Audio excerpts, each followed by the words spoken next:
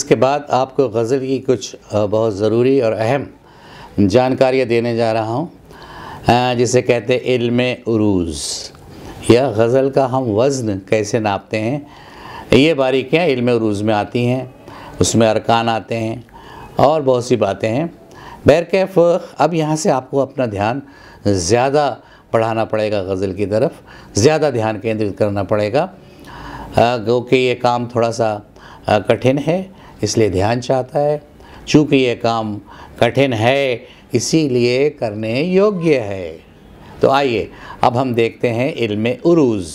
अगर आप ध्यान से देखेंगे तो इल्म उरूज़ जो लोगों को पहाड़ की तरह लगता है, आपको राई के दाने जैसा लगेगा। बस हमारे साथ आप चलते जाइए। इस इल्म को ईजाद किया है खलील बिन अहमद ने। वो उस वक्त मक्का मुअज़्ज़मा में थे। चूँकि काबे का नाम उरूज़ भी है तो उन्होंने एहतरामन अपने इल्म का नाम इल्म उरूज़ रखा।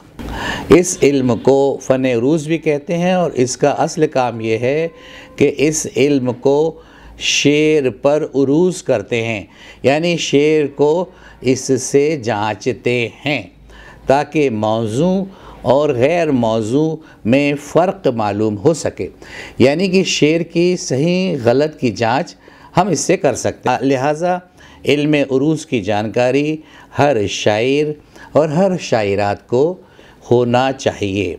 गज़ल लिखने में भी इल्म उरूज़ से आपको बहुत आसानी जाती है। वज़न, अब वज़न क्या है आप देखें। वज़न के मानी तो तोलने के हैं, यानी तोलना, वज़न करना। इस्तिलाह में दो कलमों को हरकत और सुकून में बराबर होने को वज़न कहते हैं।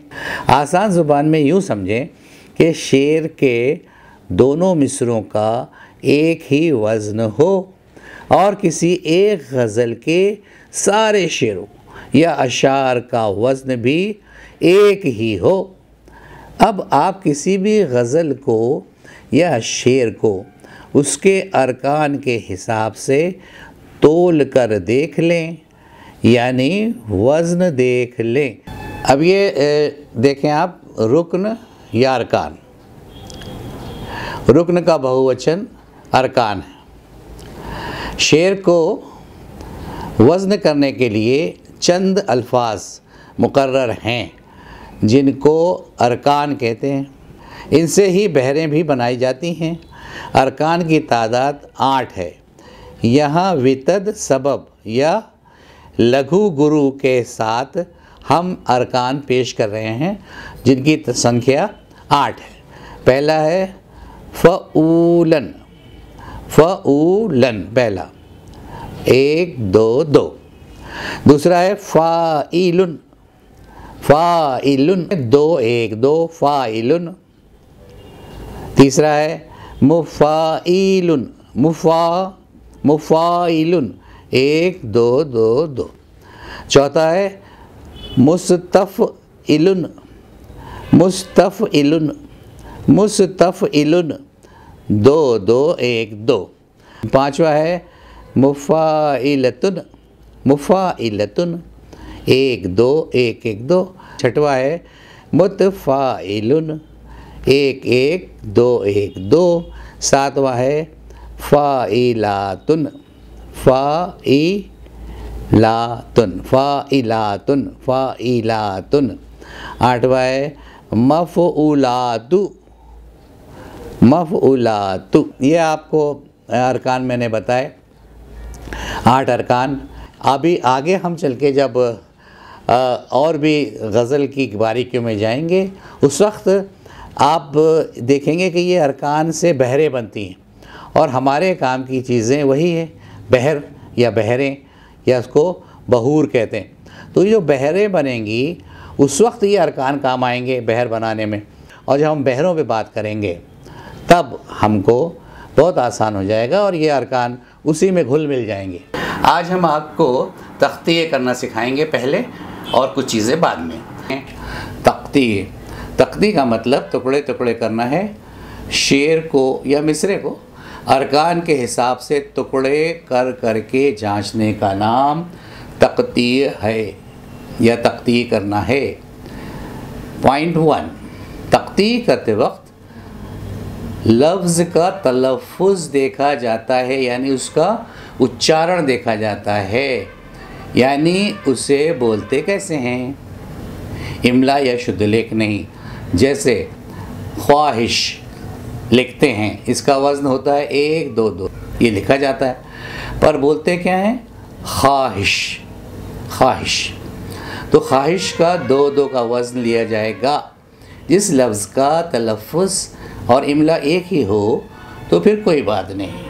नंबर 2 पर देखें, तख्ती करते वक्त किसी हरकत को गिरा या बढ़ाया भी जाता है, जिसे ज़हाफ़ या पतन और बढ़ाना कहते हैं। ज़हाफ़ यानी पतन, और उसको कई बार हमको बढ़ाना भी पड़ता है।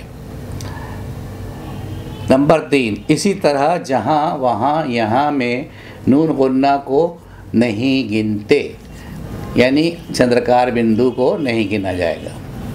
इसी तरह के और भी कायदे हैं जो हम आगे आपको बताते जाएंगे तख्तिये के मुताल्लिक। मैं आपके सामने एक शेर की तख्ती करके आपको बता रहा हूँ, आप ध्यान से देखिए कि तख्ती कैसे करते हैं। ये तख्ती आप देखें, बहरे मुतदारिक मुसद्दस सालिम फ़ाइलुन फ़ाइलुन फ़ाइलुन 2 1 2 2 1 2 2 1 2, ये मतला आपके सामने मैं पेश कर रहा हूँ। और अभी ये गज़ल आप सुन चुके हैं। तो इसका पहला मिसरा है कि उनकी जानिब झुके बारहा। अब इसको देखिए कैसा तोड़ते हैं, 2 1 2 2 1 2 2 1 2 में, अरकान में, या फ़ाइलुन फ़ाइलुन फ़ाइलुन में। तो उनकी जा, पहले आप देखिए इसमें किया उनकी जा, तो इसका वज़न हो गया फ़ाइलुन या 2 1 2।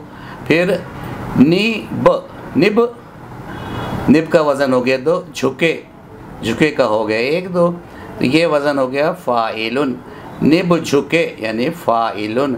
बारहा, बारहा का वज़न फ़ाइलुन 2 1 2। अब नीचे का मिसरा देखें कि जाते जाते रुके बारहा।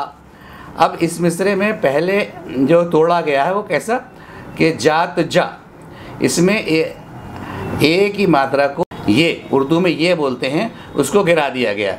यहाँ पे इसको ज़हाफ़ का भी एक उदाहरण आप देख लें, पतन जिसको कहते हैं, पतन किया गया उसमें मात्रा का, तो ये हो गया जात जा फ़ाइलुन।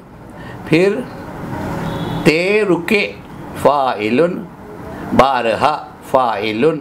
ये इस तरह से तख्ती की जाती है और मैं समझता हूँ कि आप समझ गए होंगे। अब ये देखिए कि आप उच्चारण या तलफ़ुज़ हम जो लिखते हैं शुद्ध लेख, तो शुद्ध लेख का से ज़्यादा ज़रूरी होता है हमारा उच्चारण क्या है। हिंदी बोलते वक्त बीच बीच में आने वाले उर्दू शब्दों का सही उच्चारण करना ज़रूरी है, वरना आप हंसी के पात्र बन जाते हैं। गज़ल लिखते वक्त भी आपको उर्दू शब्दों का सही उर्दू उच्चारण या तलफ़ुज़ मालूम होना चाहिए। वजह यह है कि गज़ल लिखते वक्त शब्दों के उच्चारण या तलफ़ुज़ का वज़न देखा जाता है, इमला या शुद्ध लेख का नहीं। गज़ल लिखते वक्त आपका उर्दू शब्दकोश समृद्ध होना चाहिए। आपकी तमाम समस्याओं का समाधान करती है मेरी अंतर्राष्ट्रीय ख्याति प्राप्त किताब निखार, जो हिंदी में लिखी गई है। इसमें उर्दू हिंदी शब्दकोश भी है। ये आपको उर्दू लिखना भी सिखा देगी। लेखकों के लिए और भी बहुत से नायाब ख़जाने निखार में हैं। निखार हिंदी में लिखी दुनिया की एकमात्र किताब है जो उर्दू सही उच्चारण से आपके व्यक्तित्व का निखार कर दी है। निखार को वाशिंगटन की 9 यूनिवर्सिटीज़ ने अपनी लाइब्रेरीज़ में रखा है। 2017 में नीति आयोग ने भी इसको अपनी फहरिस्त में शामिल किया है।